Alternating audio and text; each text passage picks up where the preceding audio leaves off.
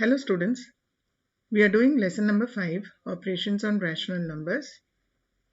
You are now in the Standard 7 Mathematics class. Today we are going to see the decimal form of rational numbers. Before that, let us see the rules for multiplying and dividing a decimal fraction. The first one is when a decimal fraction is multiplied by 10, 100, 1000, etc., the decimal point is shifted to the right by 1, 2, 3 places respectively. That means if you multiply by 10, you shift the decimal by 1 place. If you multiply by 100, you shift the decimal by 2 places, etc. Let's see an example. The example is 0.288 multiplied by 10. When you're multiplying by 10, all you got to do is you have to shift the decimal to the right side.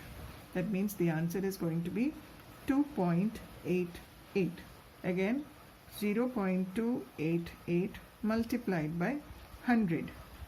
Now we have to shift the decimal 2 places to the right. From here 2 places. So 1, 2. So it will become 28.8. Same way, if you multiply by 1000, you shift 3 places to the right. Say, consider another example. 35.26 multiplied by 10. You have to shift the decimal 1 place to the right because you are multiplying by 10. So it will become 352.6. Shifting the decimal 1 place to the right. When a decimal fraction is divided by 10, 100, 1000, etc., the decimal point is shifted to the left by 1, 2, 3 places respectively. That means if a number is divided by 10, you shift the decimal by 1 place to the left. When you divide by 100, you shift the decimal by 2 places, and so on. Let's see an example. 31.6 divided by 10. Now the decimal place is after 1. You're dividing by 10. So you have to shift the decimal to the left by 1 place. So the answer is going to be 3.16. You have shifted the decimal to the left by 1 place. Another example, 285 divided by 100. How many decimal places should be there? 2 decimal places because you are dividing it by 100. So the answer will be 2.85. You have learnt about equivalent decimal fractions. What does it mean? Any number of zeros after the last digit of the decimal fraction or before the integral part do not change the value of the given fraction. That is 31.6 is same as 31.60. That is same as 31.600.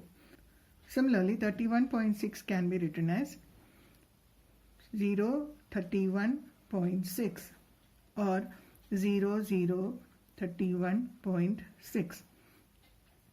That means putting 0 to the left of the integral part does not change the value of the number. All this accounts to only 31.6. Now let's see the decimal form of a rational number. A rational number can be written in the decimal form. Let us see how this can be done.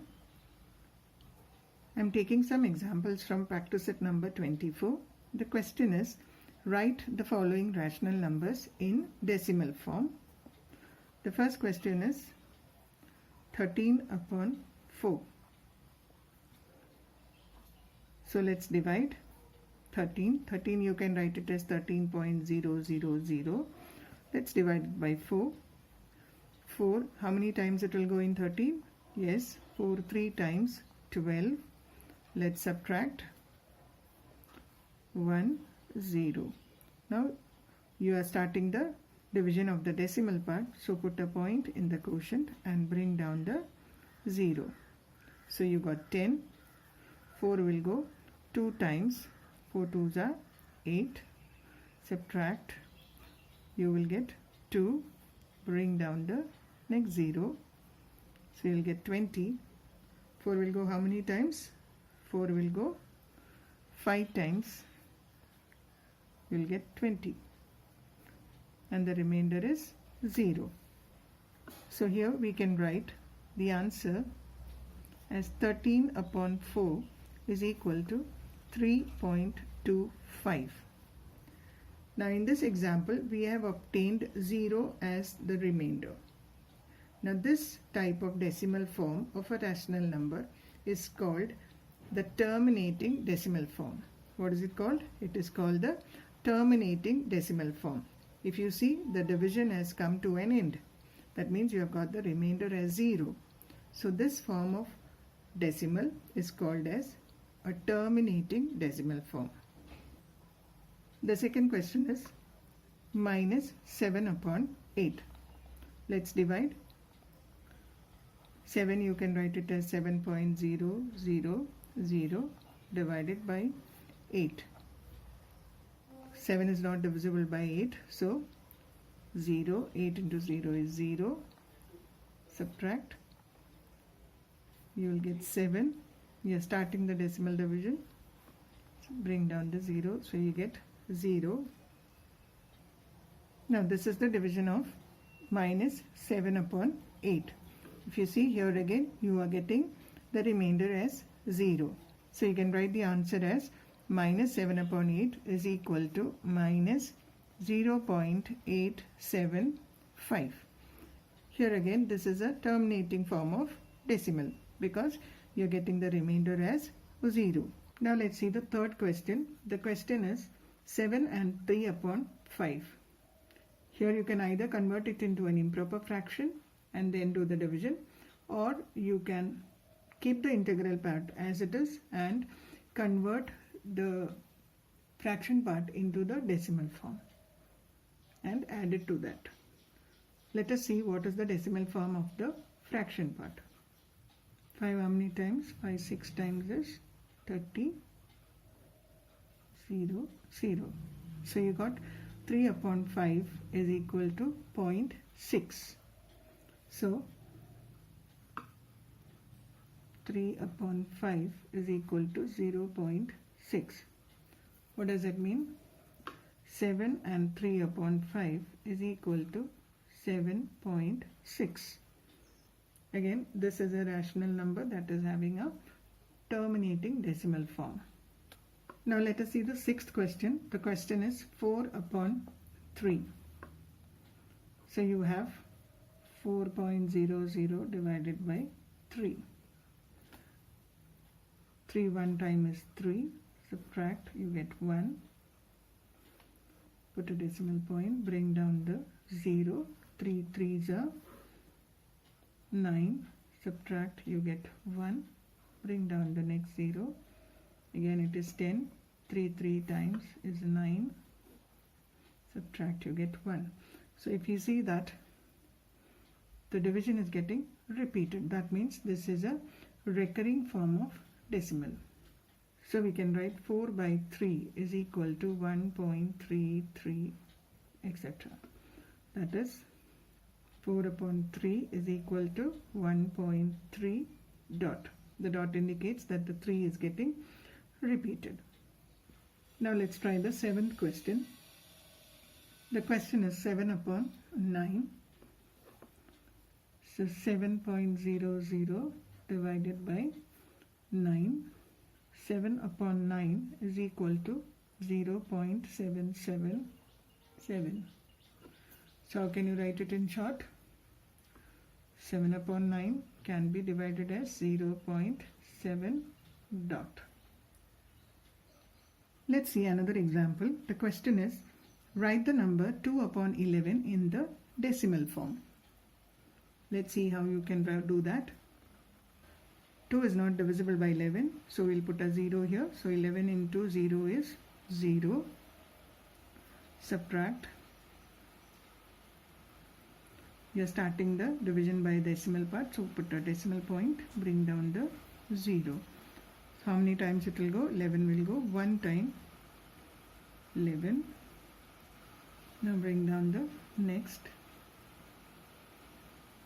So 8 times 11 8s are 88 minus, you'll get 2.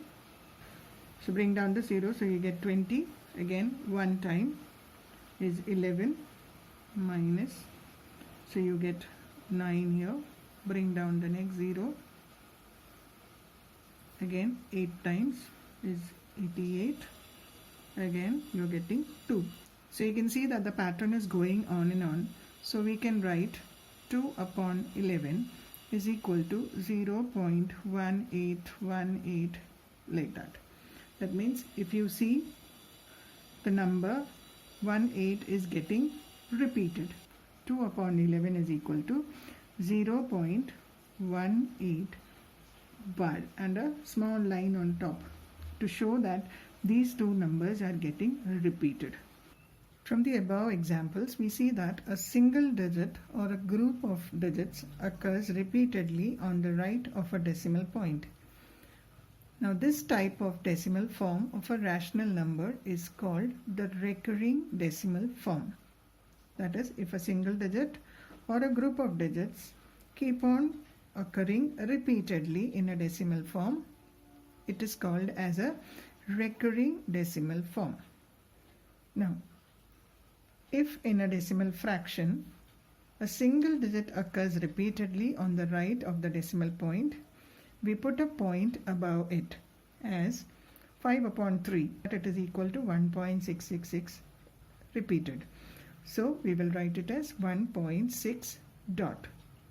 And if a group of digits occur repeatedly, we show it with a horizontal line above the digits.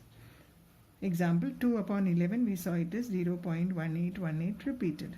That can be written as 0.18 and a horizontal line above the digits that are repeated. So we see that some rational numbers have a terminating decimal form while others have a recurring decimal form. When we obtain 0 as remainder, the type of decimal form of the rational number is called as terminating decimal form, and if the numbers are getting repeated in the quotient, that is called as a recurring decimal form. Thank you and have a blessed day.